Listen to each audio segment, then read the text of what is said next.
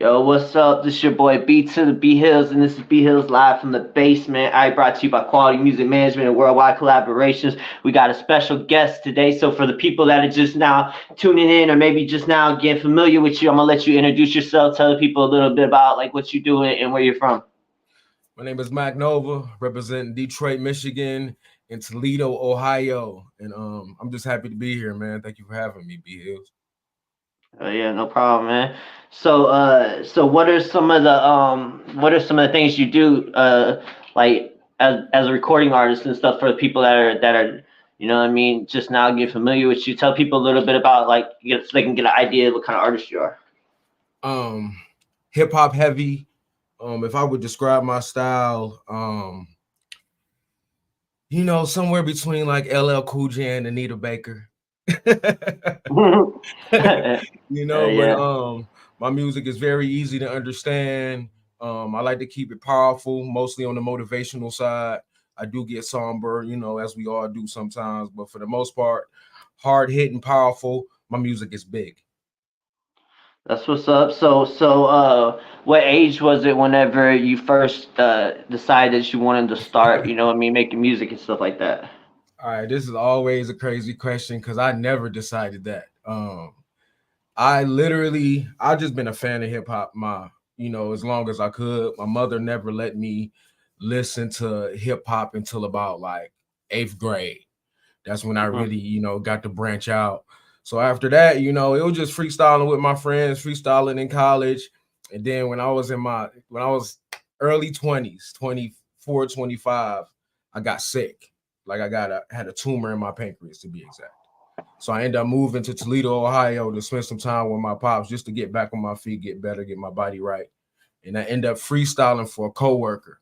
And he like went crazy, So I wasn't really tripping, what I'm saying? I've been freestyling for forever. It was like my pastime, something to do. Hmm. He immediately took me to the studio. I made my first song, and bro, I've been hooked, man. It's a problem. So up to that point, you had never written a song before. Never, not one Mm. time, never. I didn't know when it was time to make a song. I had no idea where a studio was. I had no idea how to find beats. I had no idea about. I was a schoolboy. I was about to be a nurse, just to Yeah, be 100. Like right about to finish clinicals and all of that. This world is brand new to me. yeah. So did you feel like it was easier to be able to go in there and write down the songs, or do you felt like it's easier to freestyle?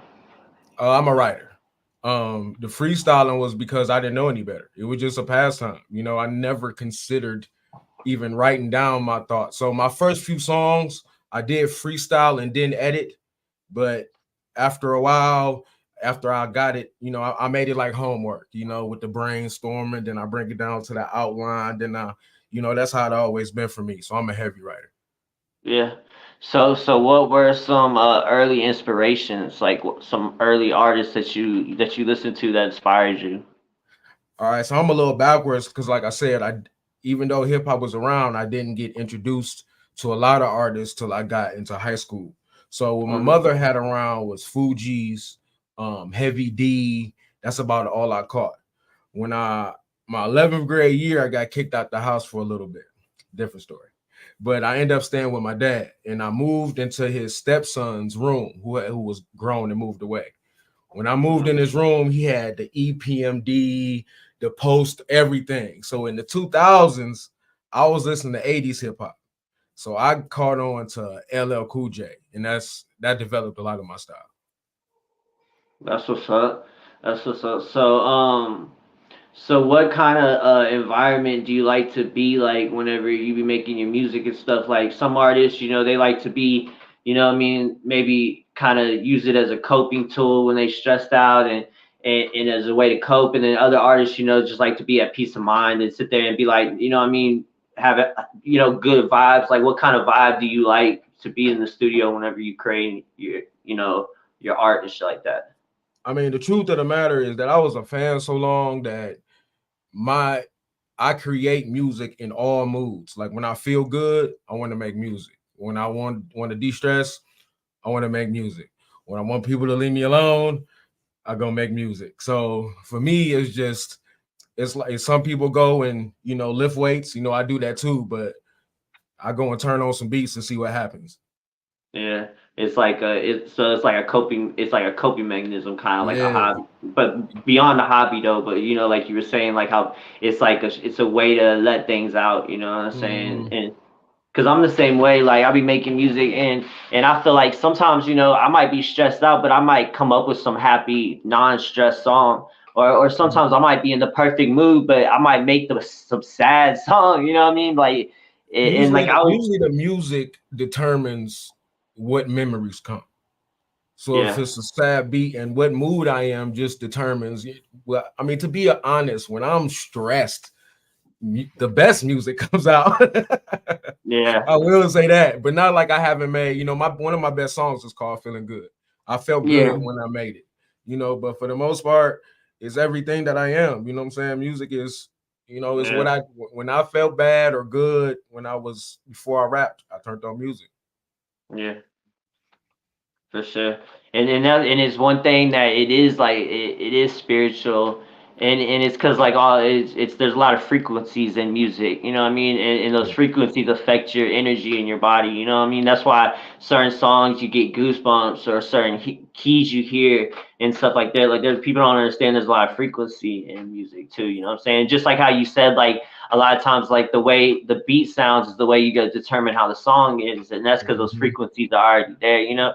Because Right. because how do you, whenever you're making music and stuff, like how do you know whenever you got like one that's just where the song is just gonna be, you know what I mean? Like I know a lot of artists be like, oh, every song I make is the best, you know what I'm saying? But I'm just saying though, like how whenever you're making a song and you Yeah. just come across that one and you're just like, damn, like how does like what stands out for it?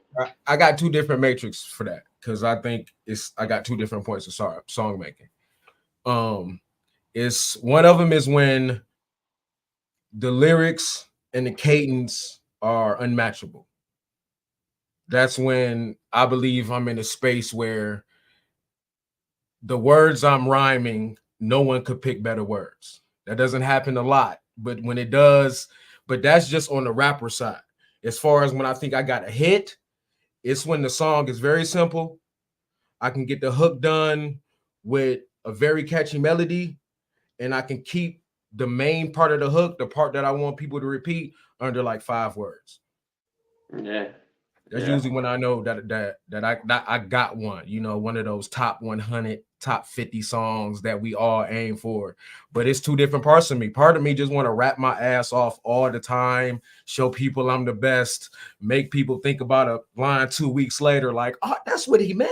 But the other hit of yeah, me want to be on the radio. Want that yeah, song that's in your head when you're taking a shower, and that's not coming from some hard hitting hip hop song. That's coming from one of those today's was a good days, one of those, you know what I'm saying, Still Dre, and those happen yeah. under the circumstances where everyone can understand the music. Yeah, and it's like you said, like where the song just comes together. You know what I mean? Because that's another thing with making a song is every song that I've made that's been like a really like hit song that's done good. It came together real easy. You know what I mean? Yeah, I feel like if you have to force the song, then you're doing too much, and you might as well just move on. Cause anything that's great, it's just gonna come together. Like it's almost like you were saying how the words just come together. You right. know what I mean? Perfect Well, and stuff. wait a You know minute. what I Well, mean? I'll give you some resistance on that because some of my best songs are Frankenstein's, like a page from here, a page from here, and then from here. But But that's just because those are some of your masterpieces put together, right, though. You know what I right, mean? So of right. course Like those I gonna be scrapped, like good tracks because they're polished. You know what I but mean? my Because best songs are yeah, exactly as you described. yeah. Like I'm talking about like the songs like you were saying, like the ones that are gonna be Mhm. catchy. You know what I Yeah, mean? Because yeah, we all got European like zone. those, like you were talking about, like those, like the ones that are gonna have the bars that's gonna hit people later on, and those are the ones those are like as artists are masterpieces. You know what I mean? Right. But like I was saying, like the ones like how they just come together. Like usually those catchy little ones where it's just like the wordplay of this, you know what I mean, is just lined up and stuff. So what are some songs out right now that you would recommend for people to go listen to, and where could they find them at? Okay, first and foremost, I will point people to my EP Nova's Arc. That's the artwork right there. You can catch it on all the platforms. Nova's Arc, artist Mac Nova. Yeah, it's a 4 song EP, and that kind of like as the purpose of the EP was as quickly as possible, as short as possible, just keep people a peep at my style, you know. But as far as that, just hit my old discography. I got about 30 songs up. I'm trying to double that this year. You know, as of late, a brother went through some tribulations, and I'm just bouncing back. I got a new appreciation for life, switch some things up. But man, I'm truly just happy to be here, man. For real. This is my first interview in like 6 months. I didn't touch a mic for 6 months until like last week because of life. Yeah. Do you feel like in them type of situations though, like I know I do sometimes. I feel like a lot of artists, it's like it's almost becomes like a sick addiction, because we know that like whenever like we go through shit, then it's gonna make good music. So Mm-hmm. sometimes it's like we take things on, or shit might, you know what I mean, because we already know that it's like almost like something negative happened, and we turn in something good out of it because people can feel it and relate, you know what I mean? Right. And I didn't even have that outlet for a minute. Like I had completely just stopped writing, stopped listening to beats, everything, just trying to get through, you know, and as far as this rap things go, I don't know about a lot of artists, but the stage is my home. That's where I do my thing. That's where I set myself apart. That's where I make my money. That's where I win my awards. That's where I made my name. So to be Mhm. without that for a while, I really had to, you know what I'm saying, get in touch with yourself. It's real easy to lose your confidence as an artist. And you already know how our brain works. Yeah. So you feel like you're, as an artist, you feel like you're a better performing, like you're more of a performer artist than like a studio artist. Oh, when it comes to performing, I feel I'm elite. Like Yeah. like for a while, it's literally how I paid the bills. Whether it was going to a song contest, whether it was going to New York and getting prizes to be at Southwest, any radio program or magazine cover I got was literally winning a contest by performing live. For a Yeah. minute, me and my manager, all we did was snipe CEOs for where they gonna be in what contest and go put myself in front of them. That's just how me and Deborah Sue at Glass City Talent really made our name out here. Yeah. So what's your favorite part about performing? Uh, um, I mean, first and foremost, I feel free. You know, I'm not saying around my friends and family, I'm very expressive. But other than that, I'm a kind of reserved dude if I don't know you. But on stage, like I don't care. Like, Yeah. like, you know, I give everything I got. I'm a former football player, so you know, something about the lights does something to me, and Yeah. and I love the pressure. I think I'm kind of addicted to that part, to be honest. Yeah, and I definitely feel you there and stuff, because I'm the same way. Like, I'm introverted and stuff, but it's like some about whenever you get on stage and you perform, because it's like you already know the lyrics, you know what you're gonna say, you already know what you're gonna Yeah. do. You know what I mean? And it Like, and might as it well. yeah, and the best feeling is whenever, like, cause I be going places, like I did this little festival in East St. Louis, like in Illinois, Wow, and like I went out there, and like I just went out there by myself, walked up there, wow. everybody's just kind of, but it look at it, but then whatever, after I perform this shit, then the love that you get after, that's the best part. You know what I mean? Is I'm whenever you get digging off the stage, and everybody, you just see everybody kind of just looking at you different. You know what I mean? Like every little move you make, everybody's kind of looking at you. It's a good feeling. it. And then you got to go back to your job after that. Yeah, you know? come home, change some diapers. Yeah, exactly. You know what I'm Yeah, saying? you know, it's humbling, keeps you well rounded. So what's the thing that you feel like you like the most about, like, that you feel like, because you said that you're elite as performing and stuff. Yes. So what's the trait that you feel like that doesn't reflect in the studio? Um, the power, like me, put it like this. My goal when my first song comes on is how I make my set. because I'm gonna be very honest with you when it comes to local shows and open mics, especially in the hip hop realm, you can have even if the song is banging, it's a lot of lackluster performers. It's a lot of Mhm. karaoke performers, a lot of people who put the Mhm. vocals behind them. And Mhm. what I bring to the table is not only am I performing, it's powerful. The people, my Yeah. goal is I'm looking at the door that the people smoke cigarettes out of. I'm trying to Mhm. make somebody stop, turn around, and make some more people come in.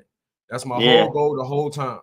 So I use that, I use the people to gauge if I'm good or not. I'm just not sitting here telling Mhm. myself, you know what I'm saying, this people pay to see me perform. I'm not a baller or anything, but I get the jobs done. And Yeah. that's why I think misses a lot. Like me, the way I am in your face, because I'm not just standing still either. I'm a Yeah. Tasmanian devil. I got a couple of air humps. You know what I'm saying? Mhm. I'm smiling, I'm laughing, I'm having fun with the crowd. You know, just Yeah. how the people we looked up to did it. Yeah, and I love the fact that you mentioned that you don't that about people just doing karaoke. People up there just got their songs playing because that's how most of these artists do, where they just Yeah. go up there and they just play their song, and the whole time they're just yelling over their song. You know, like whenever I perform and stuff, I might have a couple of ad libs on the Yeah. beat where I gotta catch my breath on parts, but I'm spitting the whole shit, verses, Listen, hooks, everything. You know what I mean? I work And that's very what be hard on killing. these words. You need But to that's hear what be every single killing word. it though. But that's what be killing the shows though, because everybody else just goes out there and they're just kind of like, and then come out there and just da da da da da, you know. And the thing that, because I'm completely with you on like everything you said, because I'm the same way. And the thing that I don't like about the studio is because I like to be able to like perform the song because I like to put a different motions behind different, like, you know what I mean? Yeah. Like today, like if I go perform this song, I might be feeling a different type of way and like put it down different than the way I'm gonna do it the next time, you know? But in a studio, you gotta pick which one, and then that's the one forever for that song. You know what I mean? And I Right. hate that. You know what I mean? I mean, what Because I used to do the is I next would day. go out to sneak to open mics where people didn't know me, and I would perform the song before I recorded it, just to Mhm. get the tone. Because since I don't use a lot of effects, I don't use a lot of auto tune. I literally have to record songs over to change my tone, not my words, Mhm. not my cadence, just to make myself sound or match whatever feeling I'm trying to convey. So you know what I'm saying? It's nuance and it's definitely old school, but that's just a product of the people you look up to. Yeah, for sure. For sure.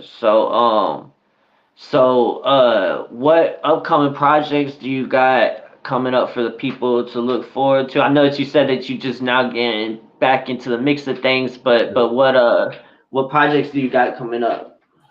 My next priority is I'm trying to drop a live cipher with some MCs that I really appreciate. So I'm trying to knock that out the park first.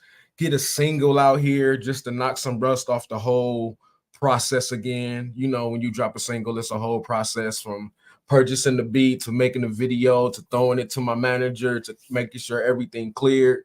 So I want to knock the rust off the spaceship a little bit of that. And after that, I don't know, maybe a EP, but we definitely got to get a video out here.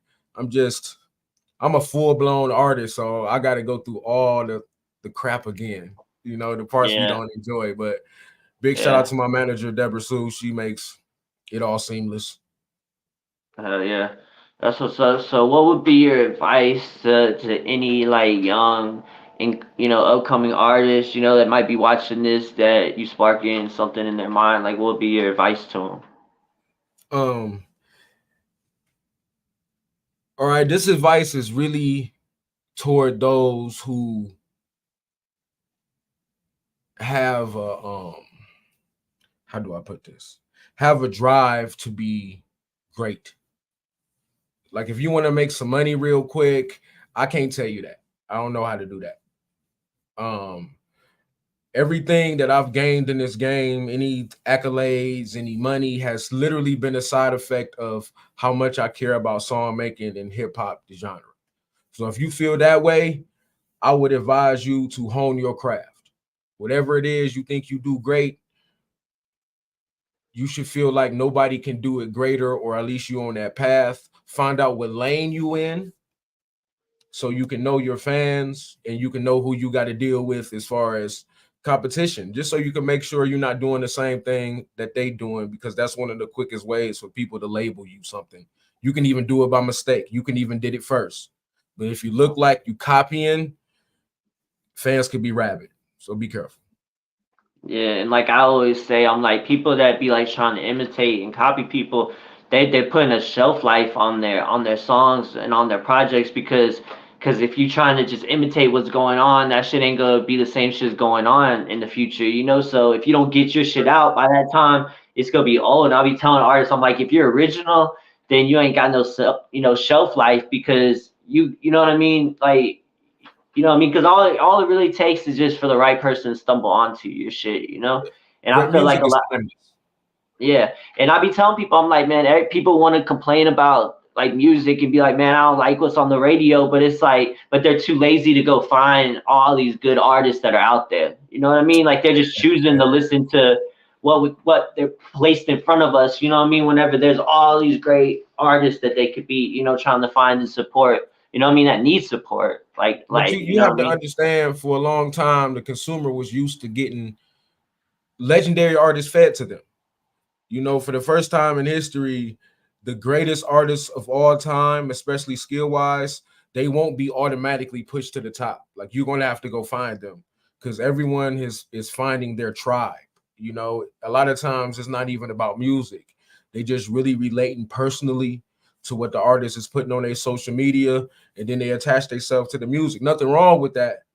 But I think the Yeah. side effect is that the most skilled individuals aren't necessarily the ones at the top anymore. Yeah, and it's true. Like, and it's because the way that we live and stuff. It used to be like artists, you know what I mean? Like we just knew their face on the album cover, type shit like that. Now it's like you mentioned, like with social media and stuff, we know like their opinions. We know what type of person they are by their memes and stuff like Yeah. that. So I how mean, do you yeah, I think you're about to ask me the question right now. Nah, but I was gonna say, so how do you feel about social media and stuff in the new age of, you know what I mean, being an artist with dealing with that? Like, are you somebody that likes to, you know what I mean, put yourself out there like on social media like that's that? Or like you said, are you more introverted? that's a amazing question. Like, I believe that I'm paying the price because of how private I am and how I was raised. Like, I have no desire to share much about my personal life. You know, I'm not a thug. I'm not a criminal. I love my family. I'm proud of my family. I show them off, you know, to the people that I love at every chance that I get. But I'm really not willing to show much else except for my music. And honestly, my music is deeper than anything I can show you about my life.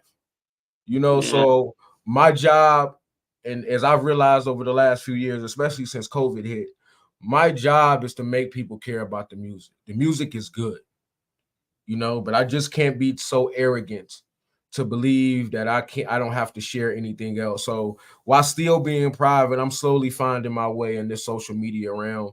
But I was raised like we don't say nothing about what's going on in the house. Like yeah. it'd be very hard for me. I'm a people person. I can be the life of the party, but I also got stranger danger. Like I don't know you like that. Like Yeah. Isn't it crazy that we live like in a day where, you know what I mean, like if you're a gangster or something like that, then you're praised and that's cool to like show off in social media. But if you're a good father and a family man, then that's not too cool. You know what I mean? Like people wouldn't want to. It should be the other way around though. You think about it, like people should I mean, be for trying to. sure, but you have to understand that number one, the element of danger and stuff has always sold everything from movies to whatever. And secondly, once Hollywood or whatever you want to call it, Las Vegas, Los Angeles, once they get a formula, it's very hard for them to switch up unless somebody breaks the mold. So it's I think it's less about we doing this because it's nefarious or we want your people to look stupid, or just it works. Why would we do anything different? Like we know that the music game is owned by some very old men who might not understand the nuances of pop culture, period. You know, so it's not like they like, well, we need to stop doing this because we need to evolve. They're like, it made us $1 billion last year. Can we do it again? Yeah, and it's not only about music though. Like it's just that's just how society is, you know. Right. From like people they don't even see it. Like even just like the lady sitting there watching like all the crime investigation shows every day, you know, talking about the killer strangled her and da da da da. Like we're constantly like wired just to like have negative things. You put on the news, like when do they ever talk about anything good? You know, they might have a little part at the end where they call out somebody that did something if they have time or something. You know what I mean? I mean, what I would challenge you to do the same thing you told people to do with music. Like you got to curate your news too these days. Because Lord Yeah, Jesus, if you don't, they sending the negative everything at you because it sells tickets. You know what I'm saying? When people watch that stuff, they feel like they're safer because they know about it, even though that's not necessarily true.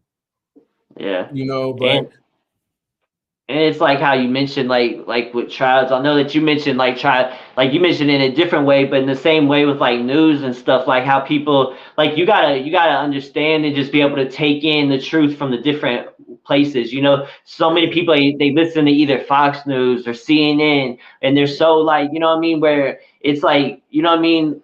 It's like it don't matter if it's wrong. Like they put on so many posts on social media. They what I mean that they gotta stand behind the shit, and well, people need most to just people when something agrees with what you already feel, some people just take it. You know, yeah. they love it. There's nothing they can do but to believe it. You got them hooked up. So what all you got to do is when you take in your news, just know their biases and you can adjust accordingly. Like I know if I'm watching MSNBC, I'm swinging blue. If I'm watching Fox, I'm swinging red. If I want to swing neutral, I need to go to AP News maybe. But other than that, I need to you got to have some type of way to know the sheep from the wolves as a grown up these days. And if you don't, the internet is so powerful, you can find your way if you really wanted to. Yeah, or get lost and lose your Yeah, mind. You know, no, that's the thing because it's like there's so much information, and you got people out here that just like to post things that aren't true just for no reason. for You know clicks, what I mean? There's like whole flocks of people that just go there and just post bullshit online, just that they just right? like how the world's at chaos. Like, But tabloids been around yeah, before the internet, and they were already doing that. yeah, true. It's like clickbait. You know, that's really what it is. You know, so So let's talk a little bit about more about your music and stuff. So so what kind of do you have did you send me any music to play? No, no, I don't think I sent you anything perfect. We Okay. hooked up through Jonathan Coleman. Shout out to Media Blast. Yeah, major shout outs to them for sure for the interview. Yeah. So for the people, because you mentioned like that like LL Cool J and shit and Mhm. stuff like that. But like, so what kind of vibes like is your music? Like what kind of? Because I feel like hip hop is such like different genres. Like kind of like how Right, right. like rock and roll and it branched off into all these other genres like heavy metal, punk, all that shit. I feel like it's the same with like hip hop. Like now there's like different genres. So what kind of like vibe is your music? All right.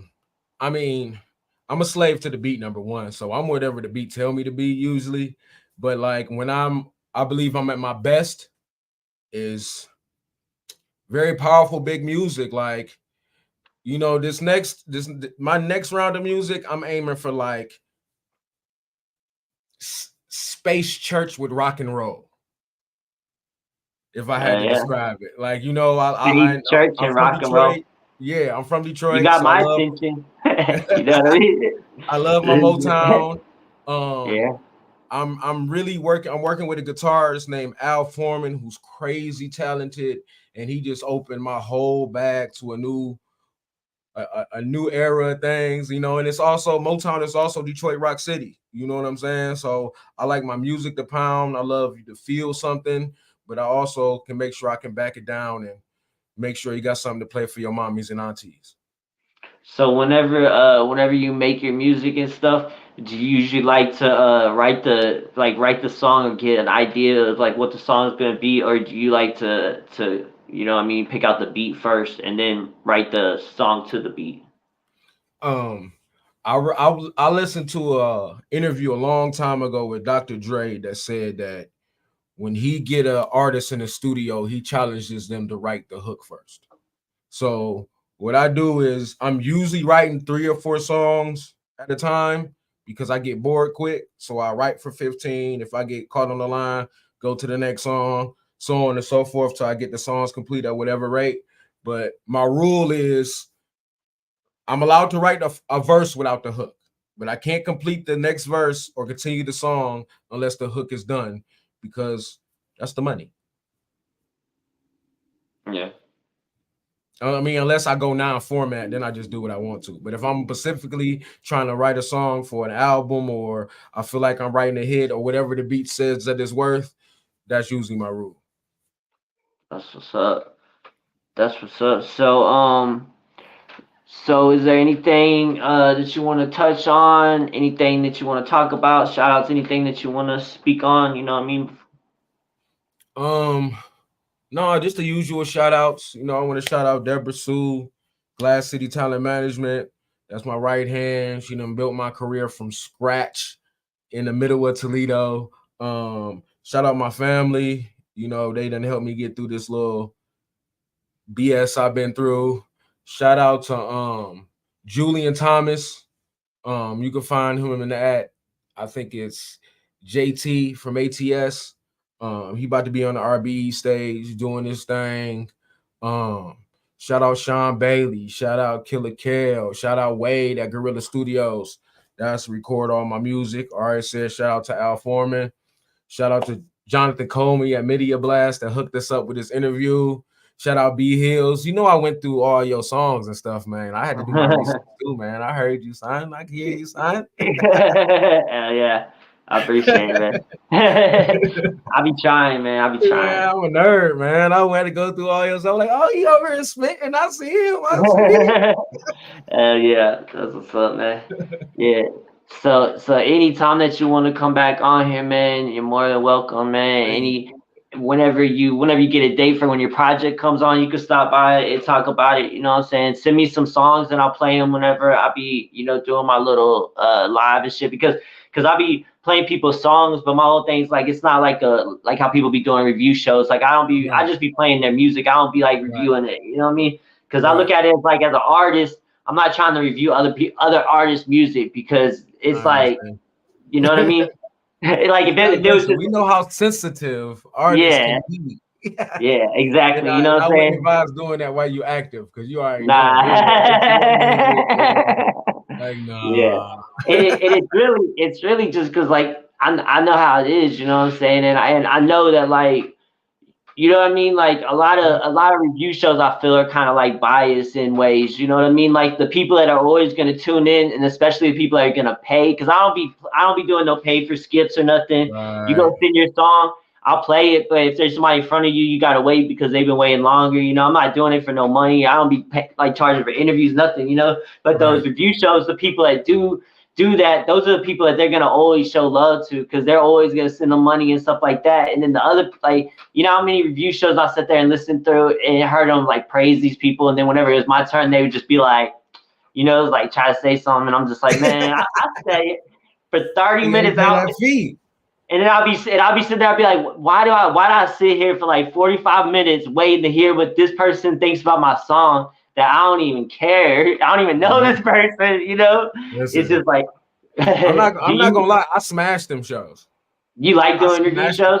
No, because You I do do? good, but it's Yeah, because I literally have songs specific for those shows. yeah, Because the general audience is usually gonna be a little younger. So no long intros, no no long rapping hooks.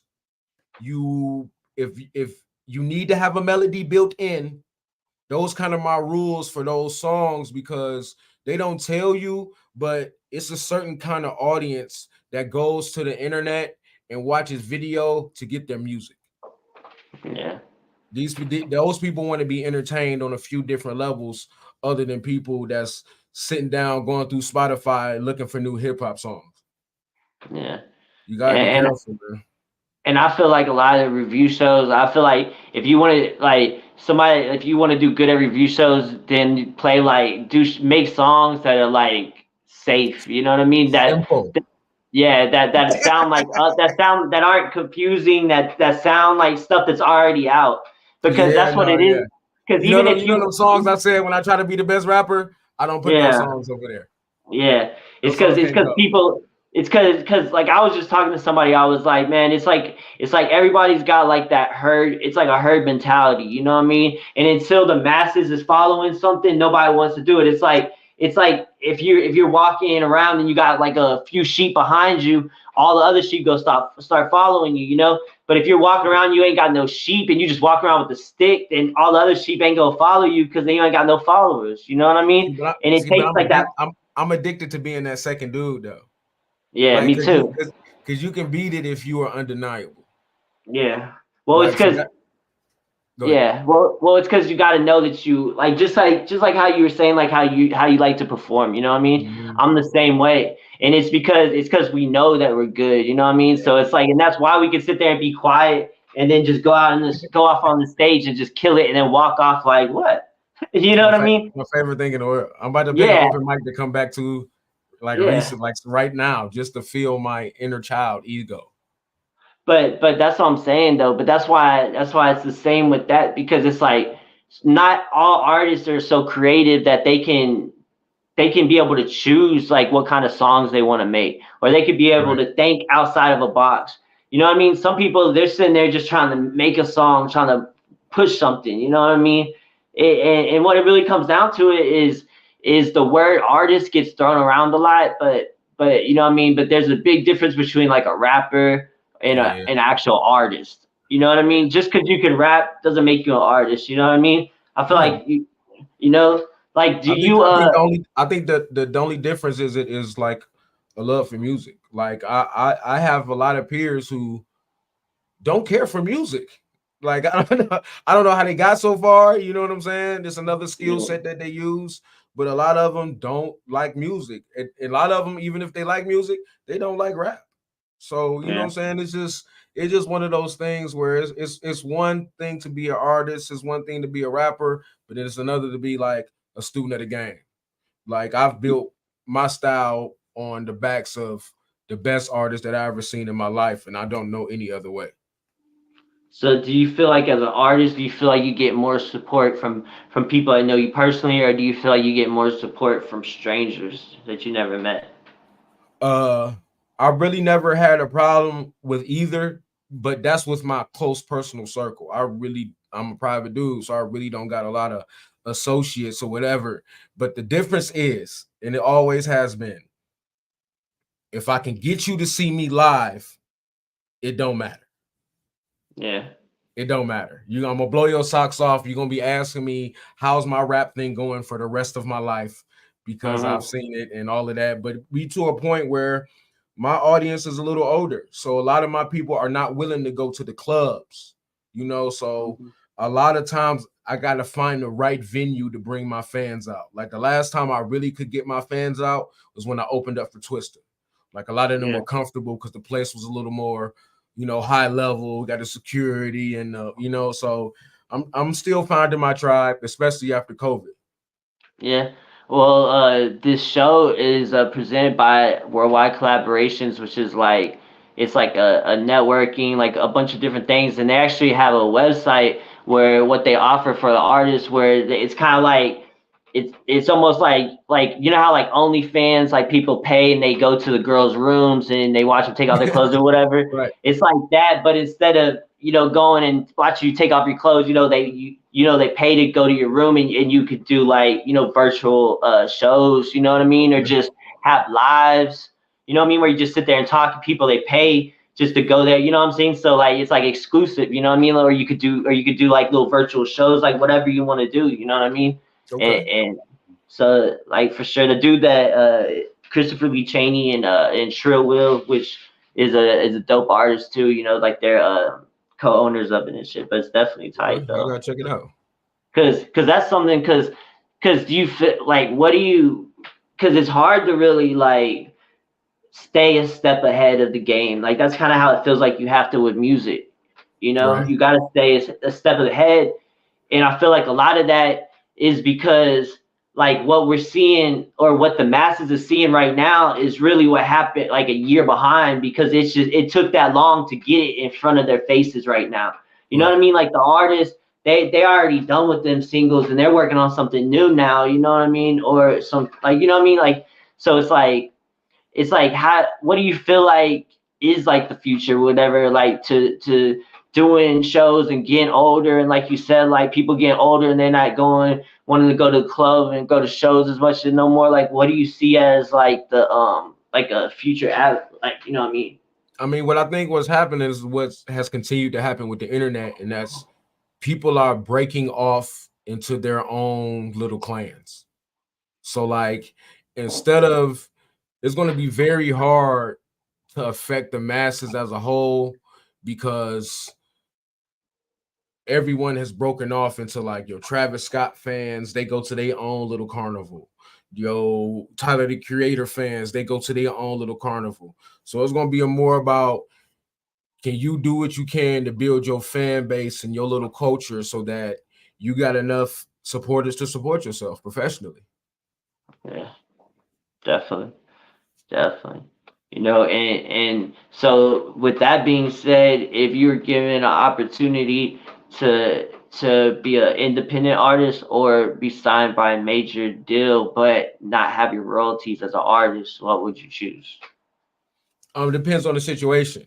Like I'm very realistic when it comes to business, and I know exactly what a label can offer. So the question is, um, are you prepared for such an offer? Because a lot of artists have this talk, but if a label make that call, are you ready? Mean, are you media trained? Are you ready to? Is your life in a position where you can leave? You know, with your family and everything. Do you know how to practice? Do you know how to rehearse? Do you know how to keep your body in health in order to get on the road? Are you a heavy drinker? Like that's really what people don't want to deal with when you got assigned to a label. You under contract and you got to get to work, and it's not many people built for that. So of course, if I had the perfect situation, I want to sell it myself and make every last dollar. But as far as Yeah. like maximizing myself as an artist, I would have no problem dealing with a label. I mean, I'm dealing with a label now, but that's a long story. So Kim Bronson wants to know where you're located. Uh, Chicago, right? no, I'm located in Oh, Toledo, oh, but I was Toledo. born and raised in Detroit, Michigan, 45 Oh, minutes up Detroit. the road. Yeah, I've been in Toledo about Okay. 10 years. And Toledo is Okay. what raised me as an artist, if I'm being honest. So what's the music scene like out there in Toledo? Toledo is crazy talented. Like, like, and I've done open mics from here to California to St. Louis to Cincinnati. I've been everywhere. And Yeah. Toledo is packed with talent. And I don't know why. I don't know why. I'm from Detroit, Michigan, and they do their thing, you know, but it could be the size of Toledo's just a little smaller. A lot of us see each other a lot, you know, but Toledo is packed with talent from fashion to music to a lot of things. Yeah. So what's the biggest difference in the like the music scene and the culture and stuff from being out in Detroit to being out there in Toledo? Um, Detroit is still an island, not no. It used to be more of an island musically. As of lately, especially in the last 5 years, a lot of our bigger artists have been stretching out, you know. But with that being said, I'm proud of Detroit. The last 5 years, a lot of different artists have came out instead of our usuals. We're gonna just be honest. We only used to let gangster dudes win. You know, Yeah. only the dudes with a certain type of style win. But as of late, a lot more varied artists, and I'm proud to be from there. Oh yeah. Yeah, for sure. They always I feel like you said though, I could see like what you meant like as an island like with music and stuff, you Hmm. know, but they definitely have like a different sound than they do. Like, you know, cuz they always been like real lyrical though, you know what I mean? But a lot of that was Right. cuz of Eminem and the artist Eminem was putting out was the reason. Like not everybody out there, that wasn't really like the sound. That was just the what we were hearing. You know what I mean? And Yeah, I on feel the like street now level, we're it more was hearing the sound.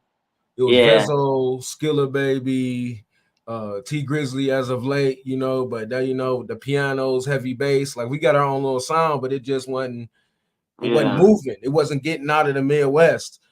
yeah, for sure, for sure.